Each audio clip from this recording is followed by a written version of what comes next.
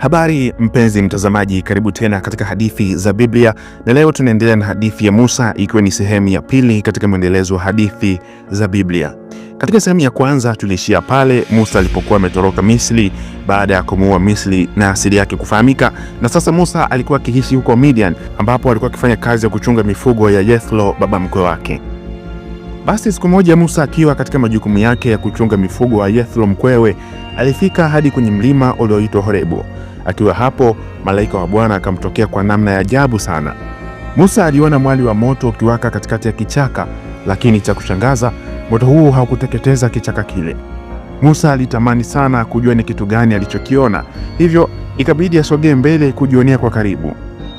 Kwenye kile kichaka Mungu alikuwa pale. Sauti ya Mungu ikasikika kutoka katikati ya kichaka kile. Mungu akamwita, "Musa, Musa." Kwa hofu Musa akajibu akasema, "Mimi hapa." Mungu akamwambia, "Usikaribie hapa. Vua viatu vyako, kwa maana mahali hapa uliposimama ni nchi takatifu."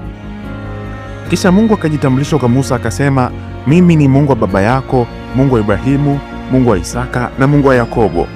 Musa aliposikia maneno hayo akauficha uso wake, kwa maana aliogopa kumtazama Mungu. Kisha Bwana Mungu akamwambia, "Hakika nimeona mateso ya watu wangu walioko Misri, nami nimesikia kilio chao, nami nimeshuka ili niwaokoe na kuwatoa katika mikono ya Misri mpaka nchi njema imiminikayo maziwa na asali." Kisha Mungu akamwambia Musa, "Sasa nitakutuma kwa Farao ili ukawatoe watu wangu katika nchi ya Misri." Musa akamwambia Mungu, "Mimi ni nani hata niende kwa Farao nikawatoe wana wa Israeli watoke Misri?" Mungu akamjibu akamwambia, "Nitakuwa pamoja nawe."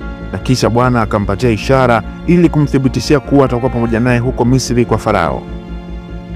Musa akamwambia Mungu, "Tazama, nitakapofika kwa wana wa Israeli na kuwaambia, Mungu wa baba zenu amenituma kwenu, na wao wakaniuliza jina lake ni nani, nitawajibu nini?"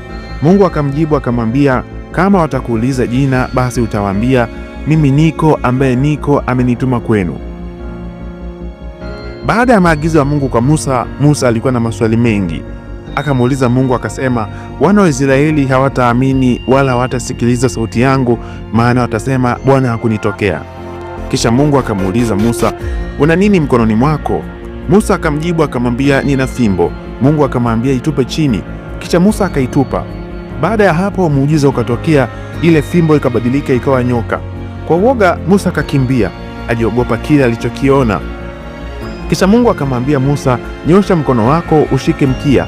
Musa akanyosha mkono wake akamshika mkia, naye akageuka kuwa fimbo mkononi mwake, ile aliyokuwa nayo mwanzo. Mungu alifanya muujiza huo kwa Musa ili kuwathibitishia wana wa Israeli wapate kuamini kuwa Mungu wa baba zao ndiye aliyemtuma Musa. Kisha Bwana akamwambia tena Musa, "Weka mkono wako kifuani mwako." Musa akaweka, naye alipoutoa mkono wake ulikuwa una ukoma. Biblia inasema mkono ulikuwa mweupe kama theluji. Kisha Mungu akamwambia, "Tia mkono wako kifuani." Musa akatia tena mkono kifuani mwake, na mara hii alipoutoa mkono ulikuwa umerudi kwenye hali yake ya kawaida. Musa alikuwa mbishi sana, hakukubali maagizo yaliyopewa na Mungu, lakini hatimaye mwisho alikubali baada ya mazungumzo ya muda mrefu. Basi Musa akarudi akaenda zake kwa Yethro mkwewe, akamwomba ruhusa kwenda kuwatoa watu wa Mungu kule Misri. Yethro hakuwa na pingamizi, alimruhusu kwenda kwa amani akaifanye kazi ya Bwana. Hapo ni mwisho wa sehemu ya pili. Sehemu ya tatu tutaangalia mapigo 10 ya Mungu kwa Misri. Hii ni hadithi za Biblia. Bwana akubariki.